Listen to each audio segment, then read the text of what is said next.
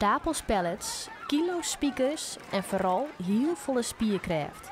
In Haarlem is deze te morgen de 32e editie van het Speakerdwarp uiteenzet. Zo'n 150 band door een mooi om het meerdaagse speakerfestijn. Dat al generaties lang in het dorp houden wordt. We starten altijd met het speakerlied. Dat is elke dag, daar beginnen we mooi en sluiten we maar. Ja, dat is een beetje traditie en alle bands kennen het.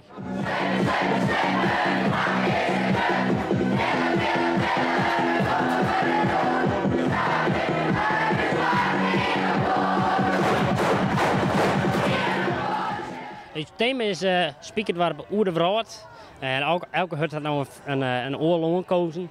En daar mag je zo'n hut bouwen. Ja, ze zijn blij van het vanzelf. En vooral aan het van deze 3 dagen, dan zijn ze helemaal kapot.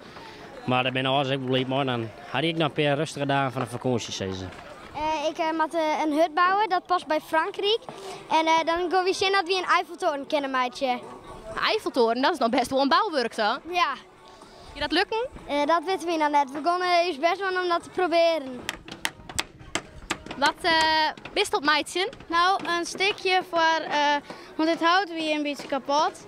En dat moet ik in een planketje rondtimmeren. En wat wordt het?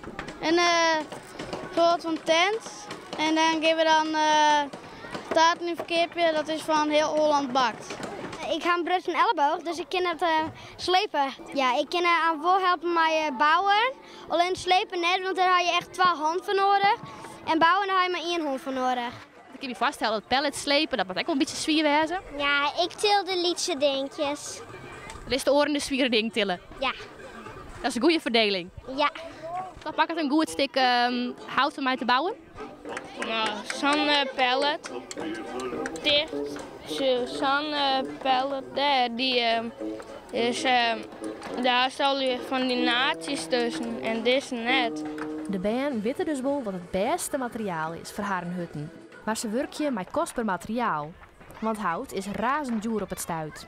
De organisatie begon het hier daarom extra betierd met het inzamelen ervan. We beginnen daar in maart, dan hebben we bij bepaalde bedrijven helpen we het op. Dat slaan we hier op bij een in de Warp. Die had rond achter huis. Dat is natuurlijk geweldig dat we het er zo lang opslaan kunnen. En voor de rest wordt alles sponsoren qua hout. Iedereen die brengt het hier. En ja, ze weten ook wel dat we geen troep hebben. We hebben natuurlijk wel stevige pallets en kisten hebben. We kunnen net maar voor hout beginnen te timmeren. Maar het wordt al hier van omkrietende bedrijven krijgen we het.